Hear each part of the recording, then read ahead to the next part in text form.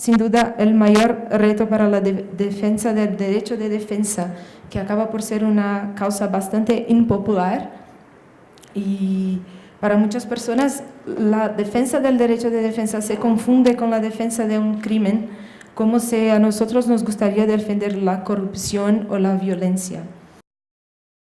Si uno hace una búsqueda en el IUS sobre el concepto defensa adecuada penal y además filtra los resultados para que solamente se obtengan los criterios de quinta a octava época, no va a obtener ningún resultado. Los resultados que tenemos hoy son de novena época, pero sobre todo de décima época. Y lo que quiero decir con esto es que vemos una jurisprudencia de la Corte muy acelerada en los últimos tiempos. Ha habido mucho que decir, pero sobre todo yo diría con motivo de la reforma del 2011. Entonces, todavía en la novena época nos cuesta mucho trabajo identificar los límites del derecho a la defensa adecuada material, etcétera. Y yo creo que es precisamente la décima época, perdón, la que nos permite ya estudiar con mayor profundidad el tema.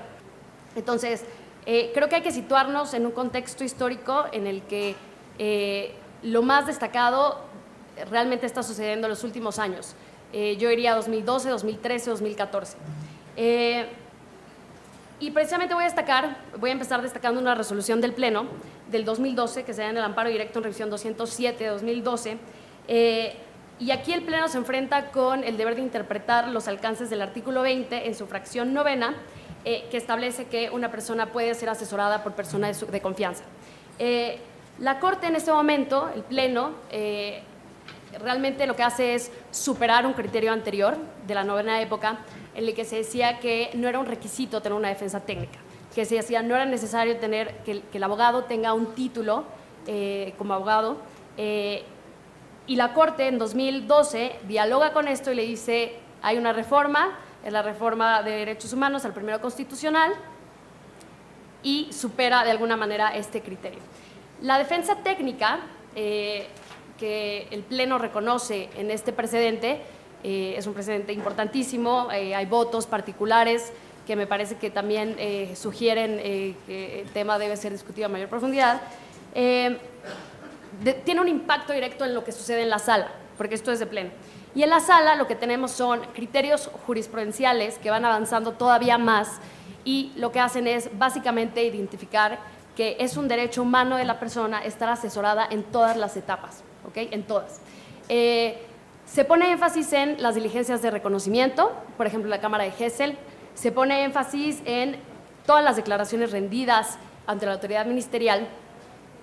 Y con estos criterios de sala, lo que ocurre es que se desencadena una fila de amparos innumerable, ¿no? Entonces, la Corte enfrenta, en particular la sala enfrenta un reto, un desafío que significa una carga de trabajo inusual para abordar todos estos amparos en los que las personas alegan que durante su declaración ministerial no estaban asesorados por un defensor, técnicamente, sino por una persona de su confianza, que no estaban asesorados durante la diligencia de Cámara de Gesell, etcétera.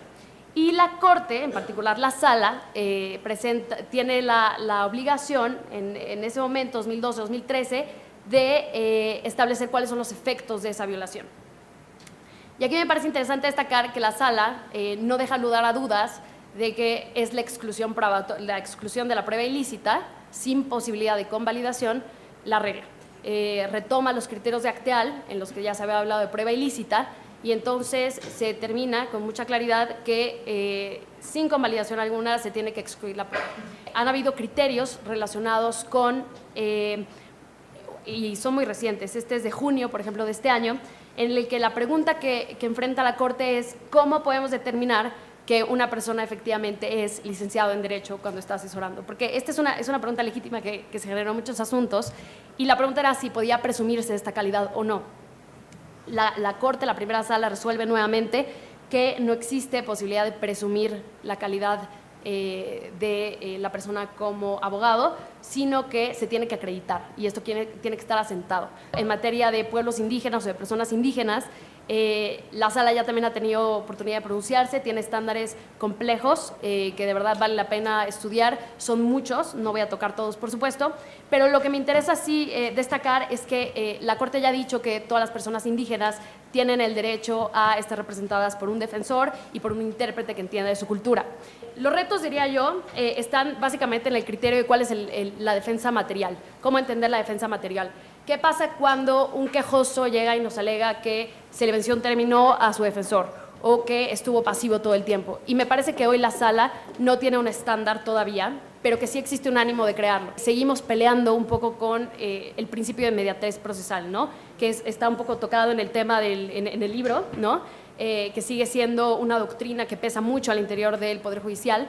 Y creo que ya existen criterios que de alguna manera están tratando de limitar los efectos para decir que el aleccionamiento, estos conceptos, ya no deben tener vigencia en un sistema penal que procura la defensa de los inculpados.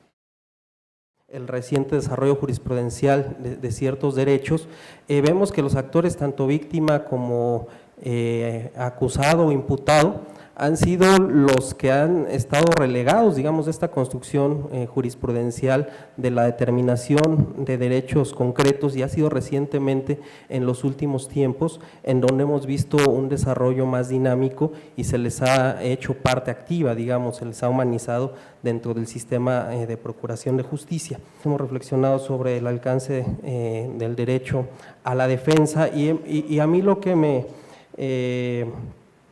gustaría destacar, digamos, es primero su dimensión histórica y su carácter dinámico, que no es un derecho inmutable, es un derecho en constante evolución y que además se va afianzando en la medida en que la realidad se lo exige. ¿Por qué tenemos hoy un estándar, digamos, en el que la persona tiene derecho a no autoincriminarse? Porque seguramente existió la coacción y la tortura como una práctica que evidenciaron que esto tenía que ser un derecho, porque hay un derecho a la comunicación previa, privada con el defensor, seguramente porque en muchas ocasiones la comunicación, la posibilidad de interacción entre la persona que está siendo parte de un proceso y un defensor se vio afectada o se vio disminuida.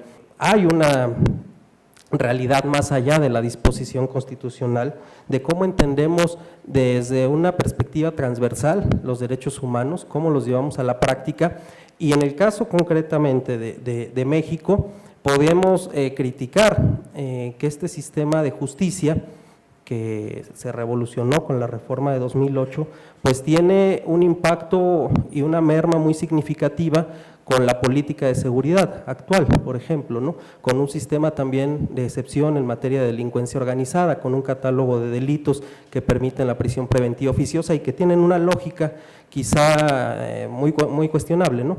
Pero que sin duda termina por impactar en un sistema que plantea otra lógica, otro paradigma. En el caso de campesinos ecologistas, Cabrera y Montiel contra el Estado mexicano, por ejemplo, cuando la Corte Interamericana analiza el derecho a la defensa, señala que este surge desde el momento en que se señala a una persona como posible partícipe y que concluye hasta la ejecución de la pena. También desarrolla el estándar de que el Estado tiene el deber de asegurar un trato como sujeto procesal con las debidas garantías procesales, con una defensa efectiva, técnica, asegurando el equilibrio de las partes y asegurando también condiciones temporales y materiales para que los acusados se impongan pues el expediente y puedan presentar los medios de prueba. Y también como reflejo de esta realidad nacional, la Corte Interamericana señala que el nombramiento del defensor de oficio como simple formalidad no asegura por sí misma la defensa adecuada. Y esto es importante porque dota de un contenido de materialidad al derecho de defensa. También señala la importancia cardinal que tiene la asistencia y la presencia activa del defensor en aquellas actuaciones en las que se recabe la declaración de la persona detenida. Es el tema de la autodefensa. ¿Qué pasa en el caso, por ejemplo, de la tortura? Cuando son las propias víctimas de tortura, pero imputados en el proceso penal, quienes se hacen cargo del alegato frente al juez. Y que a veces los defensores públicos o los defensores privados no realizan o no complementan con un carácter técnico la argumentación de tortura o la denuncia hecha por una persona. Ahí también tenemos cómo en ciertas situaciones la defensa material o por las propias personas, que ya no está reconocida en nuestra Constitución, como lo hemos visto con la reforma, se quitó este componente para que fuera un abogado y también la Corte excluyó el tema de las personas de confianza. En muchos casos las personas son las que directamente realizan alegatos que no tienen un componente evidentemente jurídico técnico, pero que las argumentaciones en sí pueden ser denuncias y argumentos de violaciones graves a derechos humanos. Y de facto también este desequilibrio procesal, o más bien es de facto, lo tenemos sobre todo en los localismos jurídicos, en todas las, digamos, a veces los juzgados, aquellos juzgados, no digo todos, pero muchos juzgados que contemplan sus ámbitos de acciones como si fueran feudos, ¿no? Eso propicia que existan dinámicas propias, por ejemplo, a veces incluso de compadrazgo, donde existe un compadrazgo tripartita, donde existe una colusión a veces del Poder Judicial, materializado a veces en los oficiales, en los secretarios, con el Ministerio Público e inclusive con los defensores de oficio.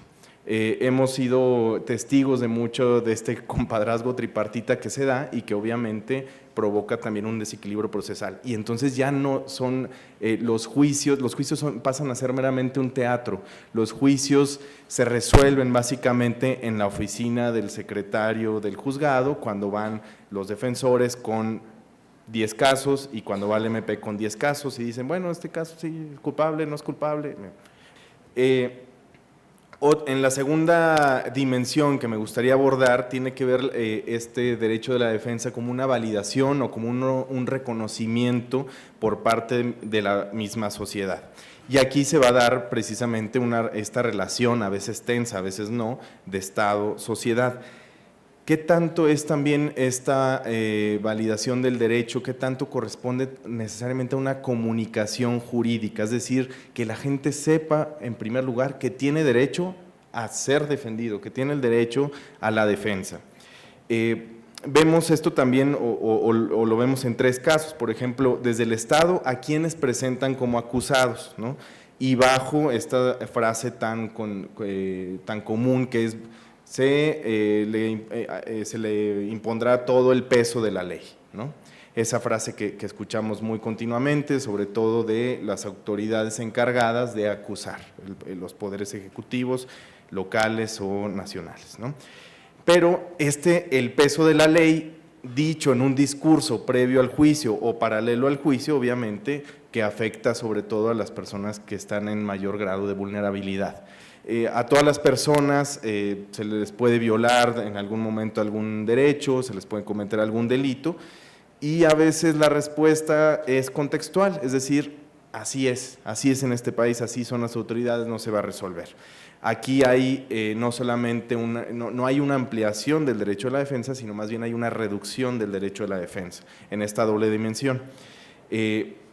Que tiene que ver como defensa de derechos humanos, hay que entender el derecho a la defensa como un derecho humano, pero también el derecho a la defensa en el ámbito procesal, en el ámbito material que se va a ver en los juicios. Si bien fácticamente no somos el Estado operativo, digo la sociedad, digo la población, el Estado operativo, el Estado institución, sí somos el Estado constitutivo, el Estado, la población es parte del Estado y en ese sentido hay que entender la defensa.